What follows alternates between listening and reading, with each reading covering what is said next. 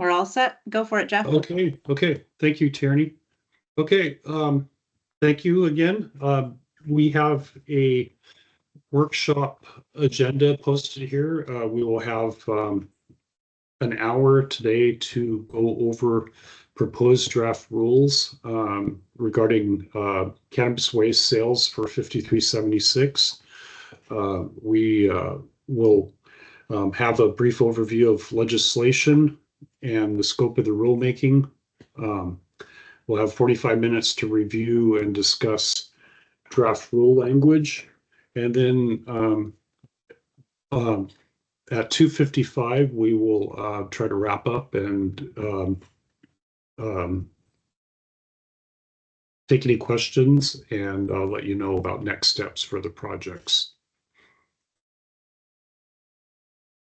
Okay, today's goals are to gather constructive feedback on draft rules that are being proposed to WAC section 314-55-097 to implement substitute Senate Bill 5376 related to sales of cannabis waste to non-licensees. Substitute Senate Bill 5376 passed the legislature on March 25th, 2024. Another goal today is to gain an understanding of what issues are important to consider in this rulemaking. We want to start a conversation about these topics and any other points of consideration for this rulemaking. We want to provide some understanding about our intent and our thinking and how these proposed rules have been crafted. And we want to hear from you as the interested parties. This is a virtual-only session. So in order to participate today, please raise your hand using the icon at the top of the frame. You will not be able to mute and unmute your mic, but you will have the option to turn your camera on and off. And the chat function is available today. Again, this session is being recorded. All comments and chat entries are subject to public disclosure. The Microsoft Teams chat will be open for comments and questions. If the chat is being used properly, that's fine. We ask people to be respectful and constructive, and we won't tolerate any abuse or profanity today. So,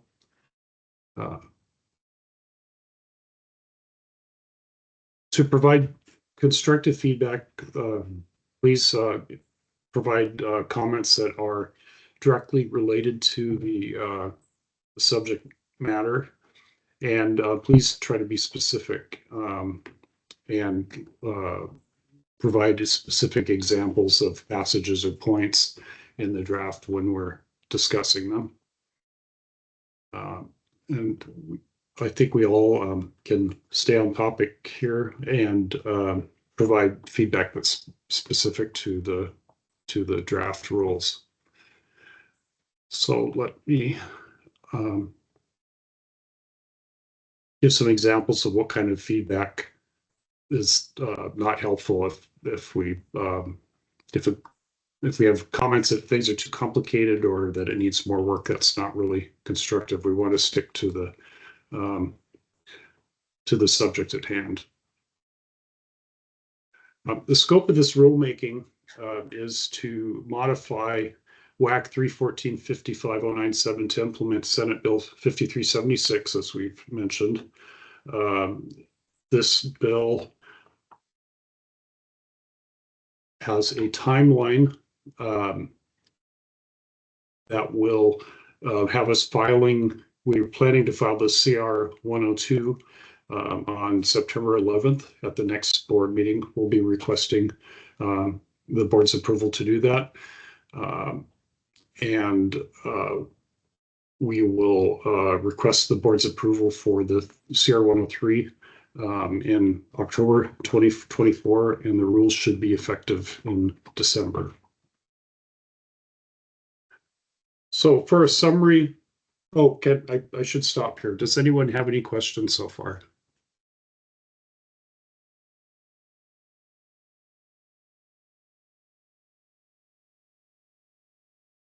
Okay, thank you.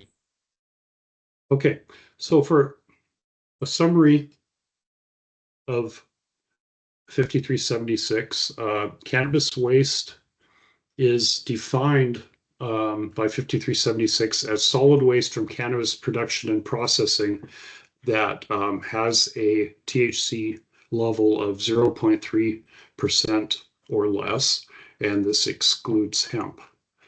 Um, the conditions for sale for cannabis waste are that the waste is not considered dangerous or hazardous, meaning that it is material that hasn't been treated with solvents or um, had other contamination that's laid out in the hazardous waste regulations. Um, as another sales condition, the sale has to be reported to the Department of Agriculture and to LCB before the sale. The report has to include the quantity, the price, and the name of the buyer who is buying the waste. And another condition of the sale directly from the bill is that the sales must be public and non-discriminatory. Any waste that would qualify to be sold under this bill that is not sold still must be rendered unusable and disposed of in the same manner that the waste is ground up and mixed with materials now. Uh, Sales to non-licensed individuals are allowed if all of these conditions are met, because this is an allowance that allows producer and processor licensees to sell the material to someone who is not a licensee. Okay. Um, so we have four general proposed changes to WAC 314 55097, coming directly from the bill. The first change adds a new statutory definition of cannabis waste, which was created by the legislation. And that's in subsection 1 of the bill. I mean, of the WAC, excuse me. Another proposed rule change here clarifies that the responsibility of the licensee to evaluate cannabis waste, or it clarifies that it is the responsibility of the licensee to evaluate the waste to determine whether it is dangerous or hazardous. And again, the dangerous or hazardous waste doesn't qualify for sale. It has to be waste that hasn't been determined to be dangerous or hazardous. The rule also clarifies, or the draft changes also clarify that waste is not classified as hazardous or waste that is not classified as dangerous or hazardous must be made unusable if it's disposed of. That's not a change in the operation of how the rule works now, but that's just a clarification. And the last proposed rule change here generally clarifies that LCB and the Department of Agriculture must be notified prior to sales and reporting of the product, and the seller must provide the buyer information, the date of sale, and the quantity.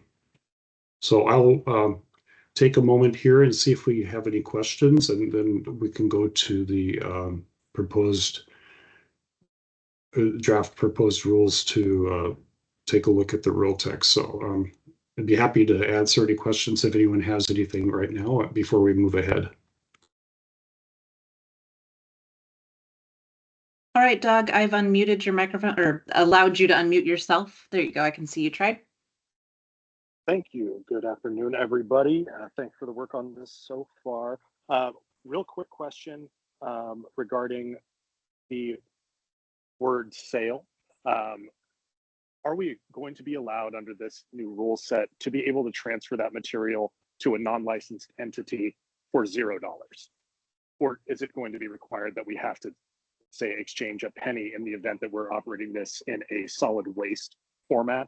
If if there's a recycling center, someone doing green waste that can pick this material up and not have to have it adulterated, being that it's not hazardous and being that it may be STEM material, are we going to have to exchange funds in that way, even if we are charging for that service? Yeah, thank you, Doug. That's an excellent question. We received one comment on the CR 101, and it was essentially address the same issue, whether or not there has to be a set price. And quite truthfully, I don't know yet how that would work, but in looking at the session law for the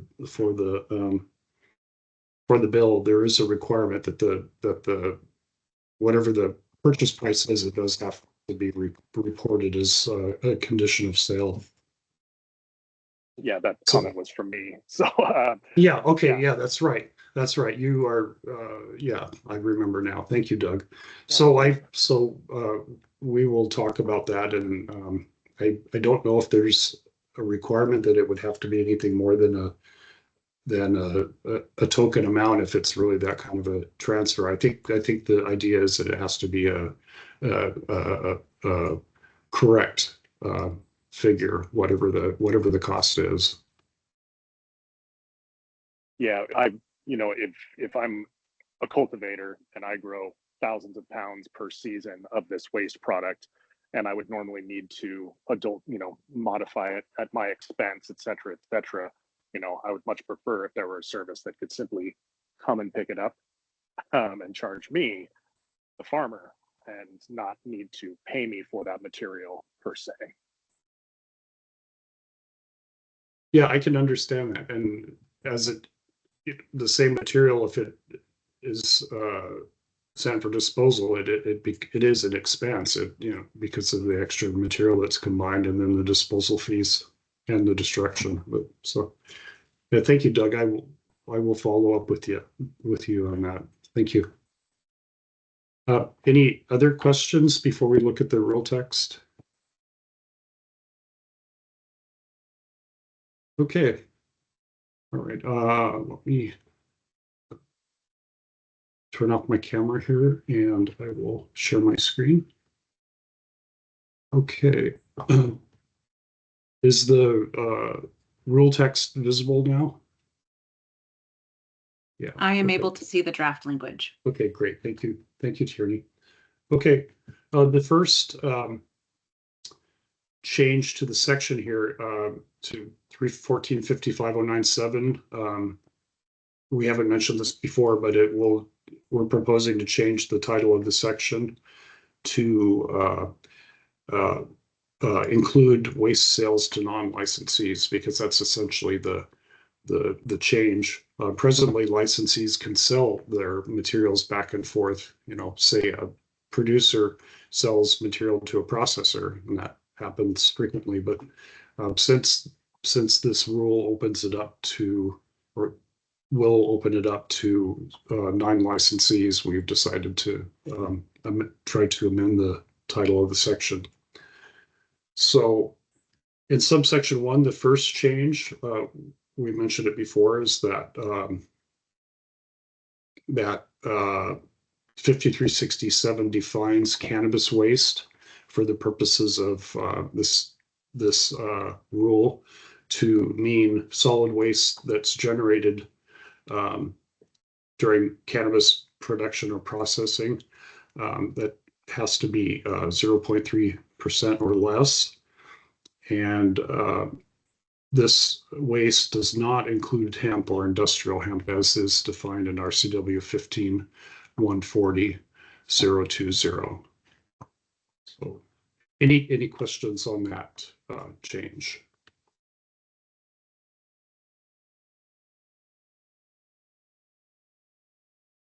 Okay. Let's see. The next change that we have.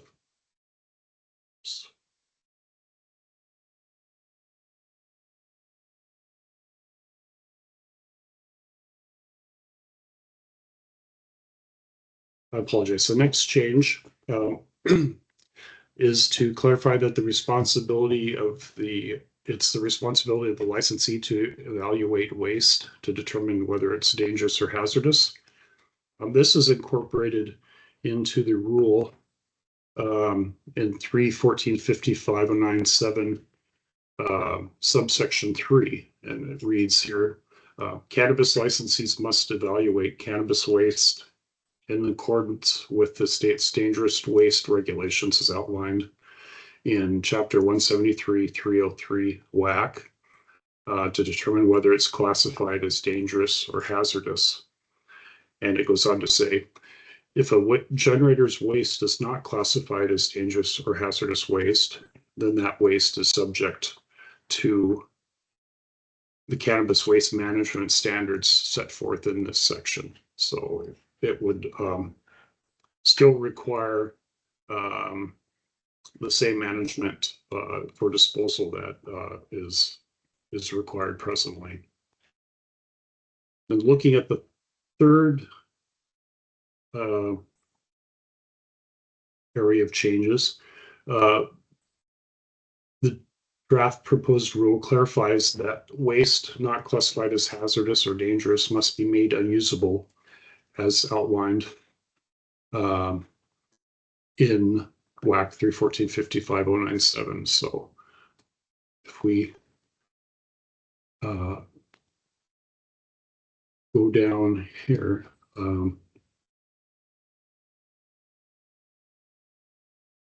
so cannabis waste, subsection 4, cannabis waste that is not designated as dangerous waste based on evaluation by the cannabis licensee that generated the waste and has a THC concentration of 0.3% or less may be sold by the producer or processor to a person who is not a licensed cannabis licensee under the following conditions.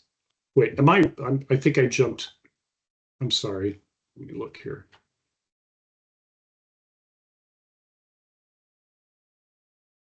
Okay, 3 is the destruction requirement. I'm sorry. Okay, so that's down here. Cannabis waste that is not designated as dangerous or hazardous and is not sold to a non-licensee as provided in this section must be rendered unusable before leaving the licensed premises.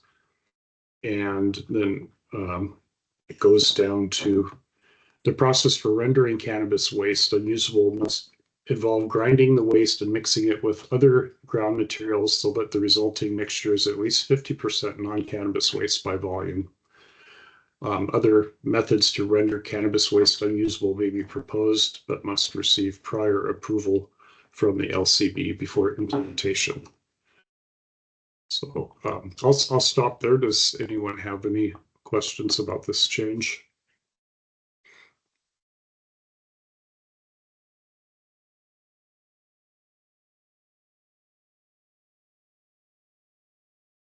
Oh, so we have a question in the chat. Looks like. Okay.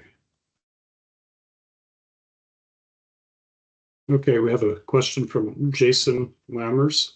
The question is, why is blending required for cannabis waste if it's below 0.3%? This waste will likely require transportation. Any blending requirements increases unneeded shipping costs from the extra weight. Yeah, thank you, Jason. I think I can answer that. The Bill 5367 does still require the same disposal of the waste if it's not sold, and I think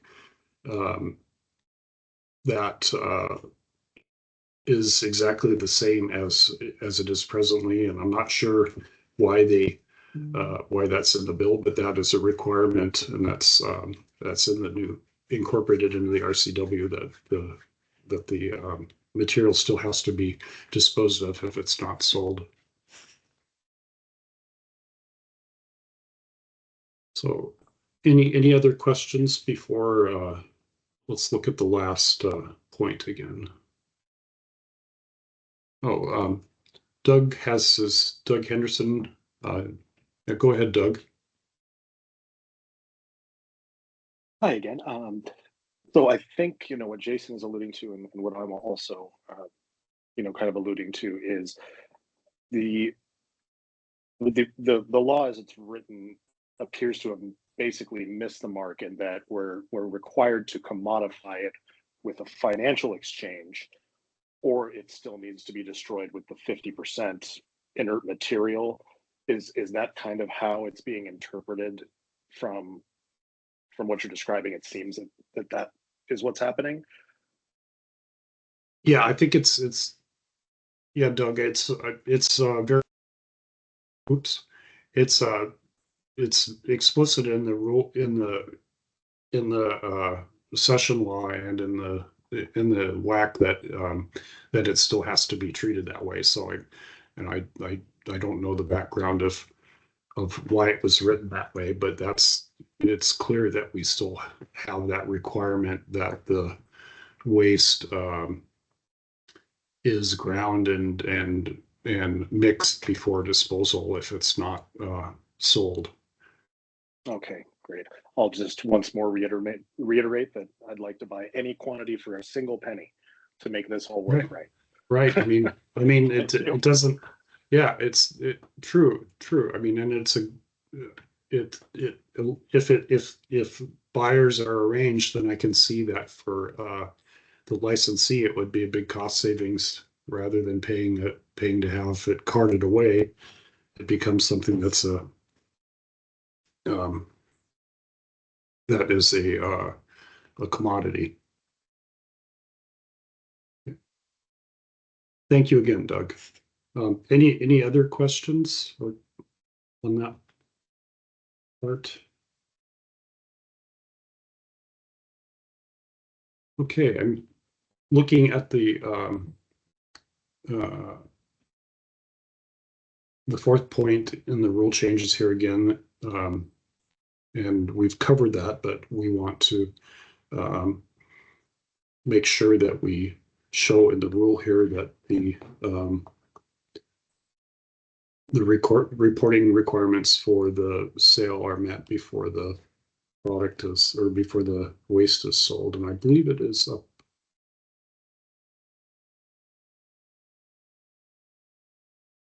Sorry, I believe it's.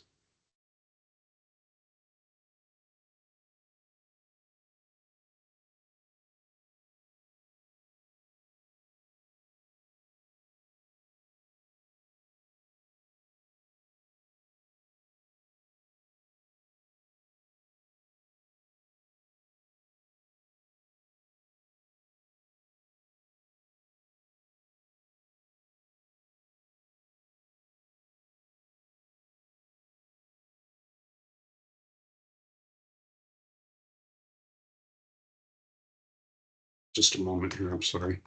Well, I'll continue to look for that here. Okay, so let me go back to the PowerPoint. Are there any other questions on the draft rules? I put the draft proposed rules into the chat. And there's both versions, the clean version and the version with the red lines. So let me go back to the PowerPoint here. So, so after today's session, we will update the draft based on any feedback we receive. We are planning to request approval to file the CR 102 on September 11th. That's next Wednesday at the next board meeting. That would give us a public hearing date of October 23rd, 2024, and a filing date for the CR 103 of November 6th. And then the permanent rules would take effect 31 days after that. So it'd be December 7th. So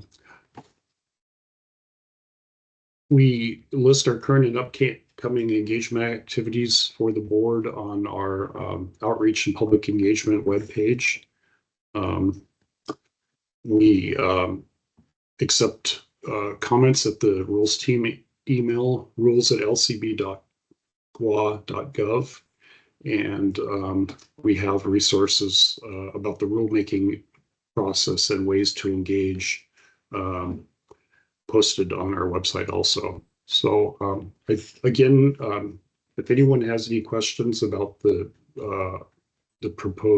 draft proposed rules, please, I'd be happy to take them now, or I can put them up again if anyone has questions. So.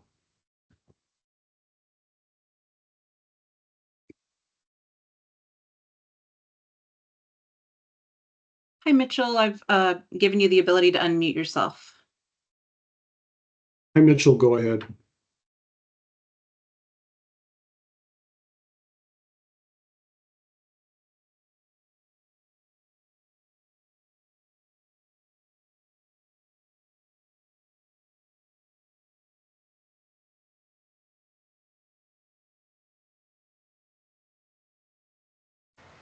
Hey, can you hear me now? Yeah, We sure can. Perfect. Mitchell. There we go. It was grayed out before. Awesome. Hi. So thank you very much for having this hearing today. So quick background on me. I just finished a study that will be published in the ASTM International's Journal of Testing and Evaluation, which for the first time analyzed California's consumer cannabis waste stream. And I compared that to other major waste streams. And I found that in California, our consumer cannabis waste stream, so that's packaging from sales, was on par with the household hazardous waste total for all batteries, car batteries, and all others combined, about 13,000 tons. So that is a pretty major waste stream, considerably large, yet it lacks any of the recycling infrastructure we have in place for other hazardous wastes like batteries, like oil, like pharmaceuticals. So as my methodology relied on sales data, I was unable to calculate the volume of business-generated waste, which I suspect would be magnitudes larger than the consumer-generated waste.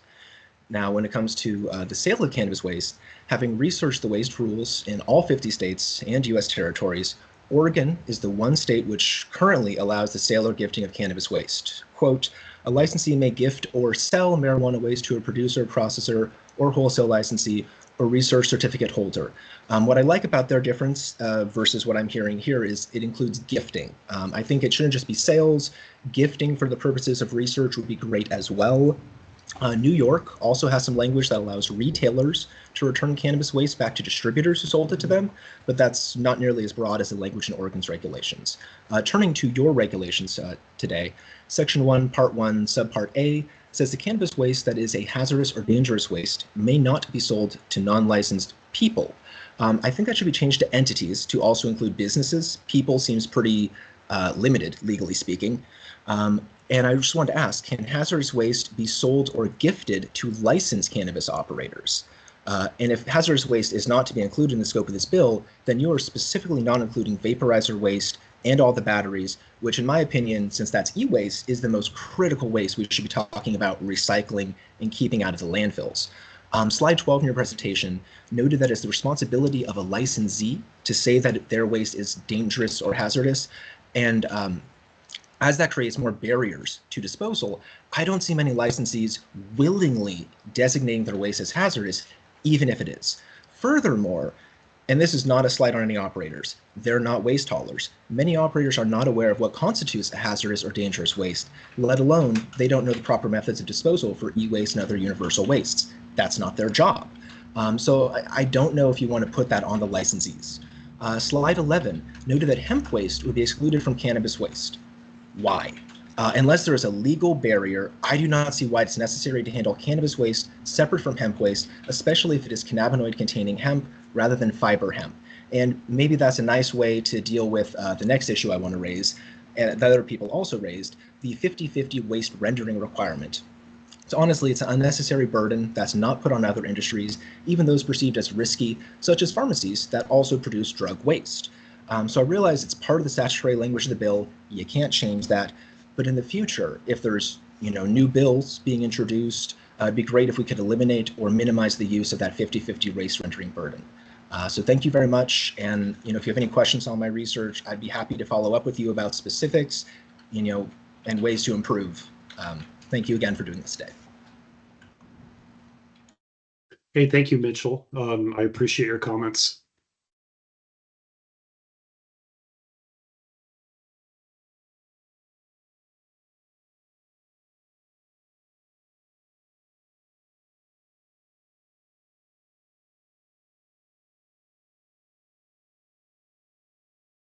All right, Kelsey, I gave you the ability to unmute yourself.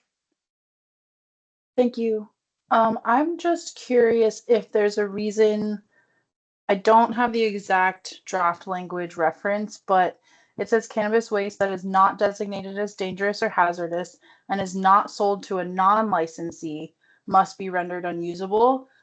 I'm just wondering why we specify non-licensee there. Can we give allowance for licensees to sell their waste to another cannabis licensee?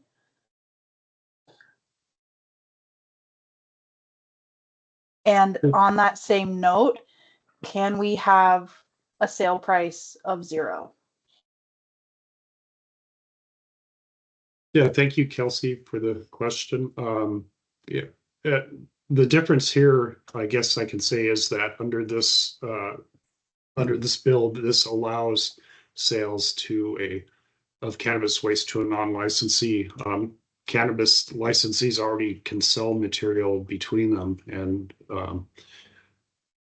so that's already allowed. The difference here is just that it's allowing sales to someone who is not a licensed cannabis producer or processor if the conditions of the sales are met. And the second part of your question, whether or not there can be a price of 0, I don't know if that would work, but we will talk about that issue of having a minimum, if there's a requirement for a minimum price. And Justin, did you want to go ahead? Yeah, a couple things. So thank you everybody for attending and providing some questions and feedback. I think one of the things, one of my questions is for Mitchell. If you're willing to share the research that you conducted, if you can or are willing, if you could provide that to rules@lcb.wa.gov. That would be interesting for us to take a look at. Obviously, as you recognize, there's a number of statutory provisions that we can't change. But based on some of the questions, I think we can do some further legal analysis. And so one of the things that I wanted to comment on for folks, because there's a lot of questions coming up with the current language, which is fine. What would also be helpful is if you have a position on those questions. I mean, I can assume what the position would be based on the question. However, if you could specify that you would like to see X, Y, or Z, if you put that into the rules@lcb.wa.gov, that would also be helpful. And so that way we're not guessing about what position people are taking.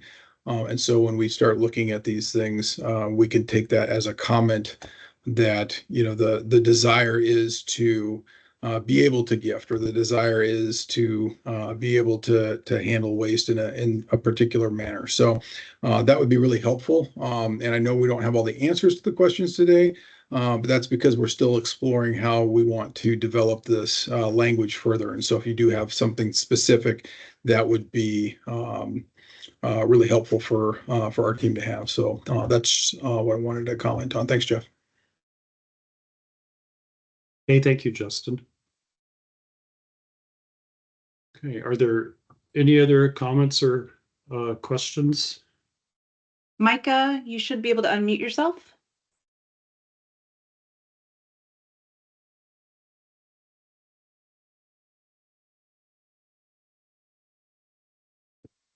Go ahead, Micah.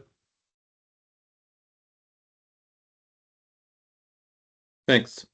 So I was just reading the statute, and I think that there's a sort of two things going on. So the statute creates this situation where cannabis waste has to be rendered unusable, but it doesn't necessarily make it so that rendering it unusable requires that you have the same definition that you've used in the past, which was more about rendering cannabis material unusable. So like now statutorily there's a situation where you could create disposal rules for cannabis, which was material that had 0.3% or more, that were different from disposal rules for cannabis waste. And so you could still require that we grind up material that was cannabis by definition and have a different disposal method for cannabis waste, because the statute doesn't say that they have to be treated the same. It just says you have to create disposal rules for both of them. So I think this might be an opportunity to create, rather than the approach you took, to create a situation where cannabis waste can be rendered unusable in a way that doesn't require grinding it up. Because if we can sell it to somebody for a penny and not grind it up, we're obviously creating a condition that is sort of untenable. So it might be better to conceptually look at this a step back, where you've now got the opportunity to create disposal rules for waste that are different than disposal rules for cannabis, only require us to grind up cannabis that we're throwing away and allow us to not grind up cannabis waste. So that's how I would approach this versus the way that you did.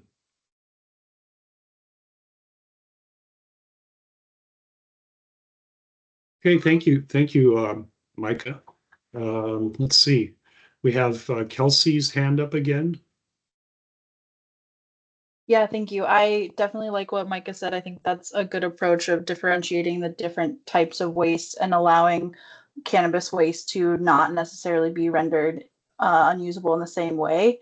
I just want to circle back because I know, Jeff, you said that currently licensees can transfer product between other licensees. But then I see Cassidy West posted in the chat that under the current rules, it must either be rendered unusable or sold to a non-licensee. So I would just request that in the draft language, there's definitely a provision for which this cannabis waste can also be transferred to other cannabis licensees, not rendered unusable.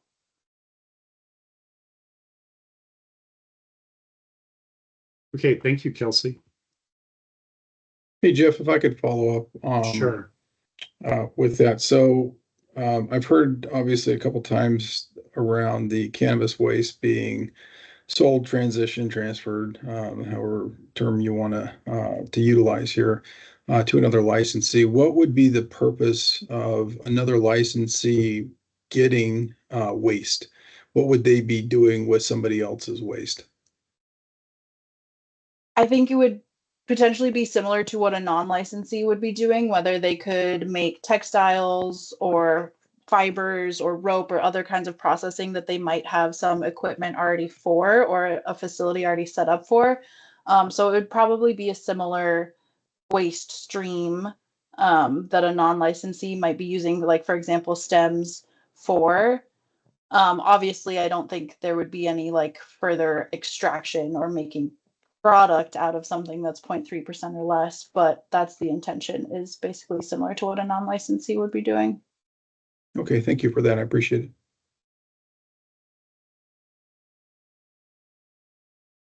Good, thank you, Kelsey.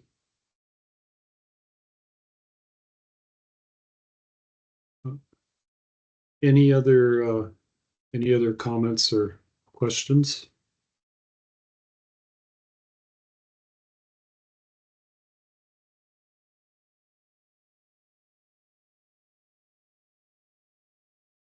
Okay, so I think I went over the next steps again, where we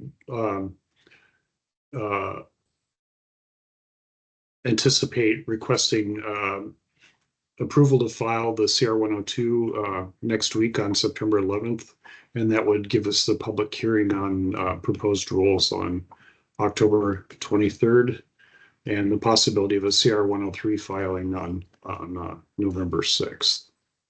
So, Looks like we have another question. oh, Julie, okay, yeah, thank you. Yeah, Doug, go ahead. Hi there. I wanted to kind of once more address publicly that the ultimate goal of what we're trying to accomplish here is a way to lock carbon away from the environment. You know, we are a carbon capture intense business, and we simply are trying to be able to commodify that in a way where we can control a feedstock that we can ultimately use for another purpose that will in some way, you know, better ourselves ecologically. I also want to bring up that, you know, I'm hearing echoed within the room that a lot of us aren't very keen on how transfers between our own businesses of licensed entities are being handled to begin with. You know, if I need to move germplasm, does it have to have a dollar value? Is that really necessary? And that same thing goes for our waste streams and products. And finally, I do want to mention that the other waste streams that our industry generates should be addressed. I know that we're doing a lot of work on sustainability at my company with a number of the organizations that represent the cannabis industry in Washington State. And we do share the concerns that were aired about physical packaging waste as well as battery waste. So, you know, thank you to Mitchell for bringing that forward. If I could leave you with a final thought, we would like to know that there's a very clear way to transfer this material without the CCRS system, if possible. So I now have a question. Are we going to need to utilize CCRS or any other reporting structure, or is it safe to just send an email to an LCB email and a WSDA email and move on that way?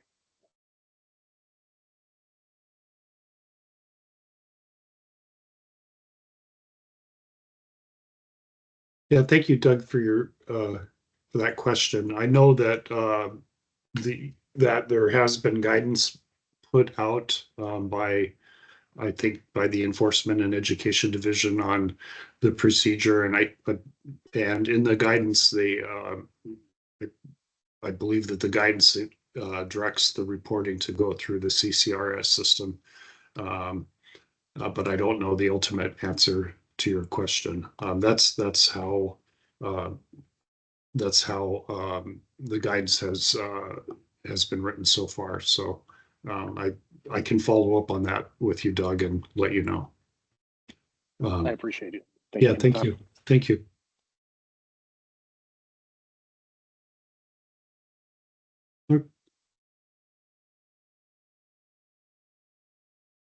Okay. Any other questions or comments on the cannabis waste implementation?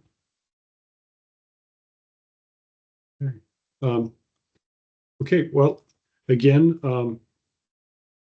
if anyone has more comments or questions on this, you can reach us at rules@lcb.com. But since it seems like we've run out of questions, I might be able to give back a little bit of time for the session today. So again, thank you very much for attending, and look forward to the CR 102 package coming up for approval before the board. So unless anyone has any other questions, I thank you again, and have a good afternoon. Thank you. Thank you.